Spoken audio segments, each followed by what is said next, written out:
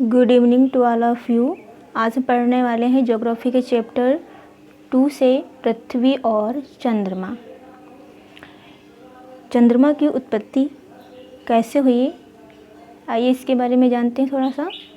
अरबों साल पहले जो है एक बड़ा ग्रह पृथ्वी से टकराया, जिसके फलस्वरूप चंद्रमा का जन्म हुआ, ऐसा वैज्ञानिकों का मानना है।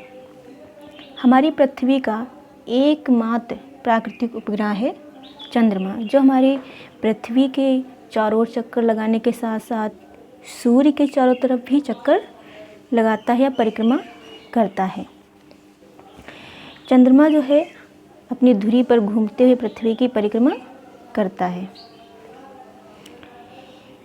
चंद्रमा का अपना कोई प्रकाश नहीं है, इसे सूर्य के प्रकाश ही प्राप्त होता है। सूर्य का प्रकाश चंद्रमा पर पड़ता है, फिर वही प्रकाश परावर्तित होकर हमारी पृथ्वी पर लगभग 1 मिनट 25 सेकंड में पहुंचता है, जिसे हम चांदनी या मूनलाइट कहते हैं।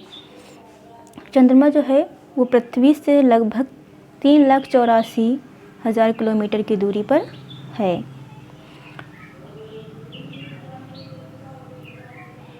आइए जान लेते हैं चंद्रमा की गतियों के बारे में कुछ। चंद्रमा अपने अक्ष पर घूमते हुए 27 दिन 7 घंटे और 43 मिनट में पृथ्वी का एक चक्कर पूरा करता है। इस अवधि में पृथ्वी भी सूर्य की परिक्रमा करते हुए अपनी कक्षा में आगे बढ़ जाती है।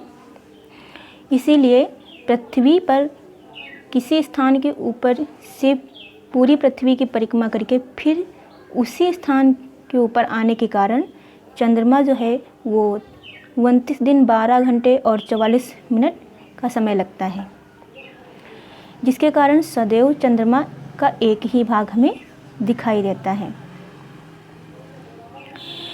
चंद्रमा की कलाएं, चंद्रमा की 16 कलाएं होती हैं। किसी दिन घटता है तो किसी दिन बढ़ता है, किसी दिन थोड़ा सा दिखाई देता है और कभी कभी बिल्कुल ही गायब हो जाता है।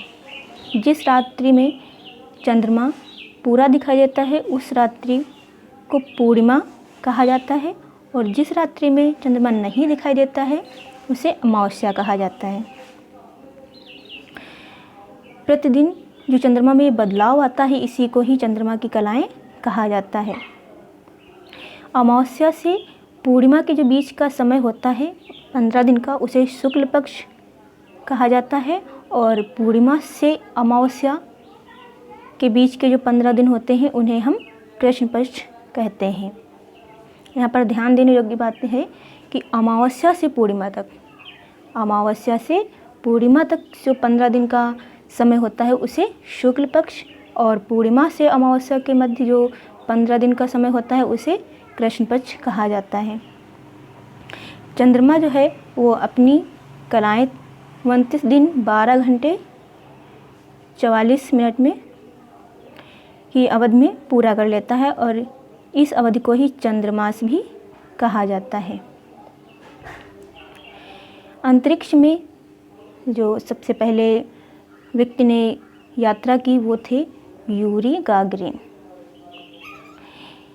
चंद्रमा पर सबसे पहले नील आर्मस्ट्रांग ने अपना कदम रखा, जिन्होंने चंद्रमा पर सबसे पहले अपना पैर रखा, और भारतीय जो व्यक्ति थे वो राकेश शर्मा थे। 2 अप्रैल 1984 को सोवियत के संघ के अंतरिक्ष यान सोयूज की 11 से अंतरिक्ष की यात्रा की थी। आगे के वीडियो में हम जानेंगे चंद्र ग्रहण और सूर्य ग्रहण कैसे होता है। इसके बारे में हम अगले वीडियो में पढ़ेंगे। तब तक के लिए धन्यवाद।